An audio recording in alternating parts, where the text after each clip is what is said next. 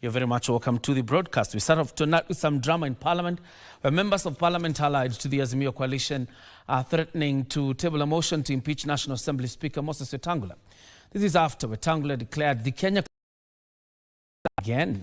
Delivering his ruling Wednesday afternoon, Wetangula said the Kenya Kwanza coalition has 165 members against Azimio's 154 members. Wetangula further termed the High Court ruling as a contradiction that has created unprecedented confusion in the proceedings of a House, a ruling he said will be appealed.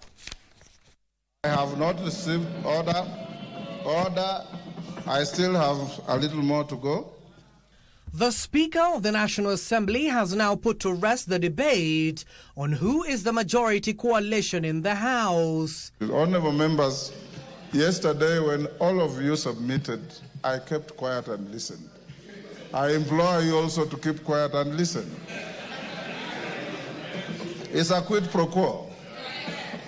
To that effect, Wetangula declared Kenya Kwanza as the majority coalition and Azimio the minority side based on the registrar's records. The Kenya Kwanza Alliance consists of 165 members, computed by adding the membership of the United Democratic Alliance, the Amani National Congress. The perks of the leader of majority are similar to the perks of the leader of minority.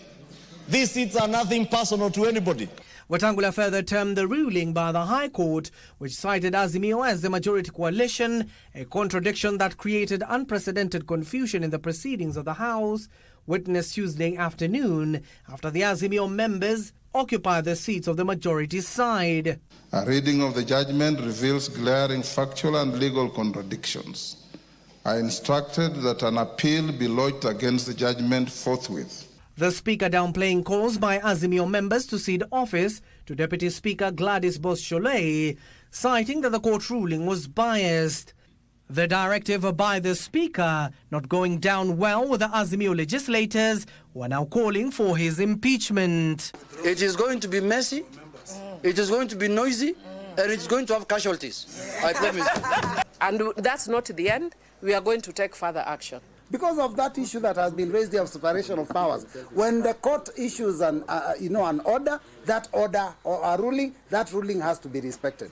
What we have been engaged in, Honourable Speaker, from yesterday up to the drama that you witness now is a drama touching on leadership positions by leaders. So when you obey the law, sometimes you may step on somebody, sometimes you may not, but the law remains the law. And in the law we trust, in our constitution we trust. Minority Leader Junet Mohammed told the House that the MPs who are proposed to the House Business Committee will be withdrawn, a decision the Speaker overruled.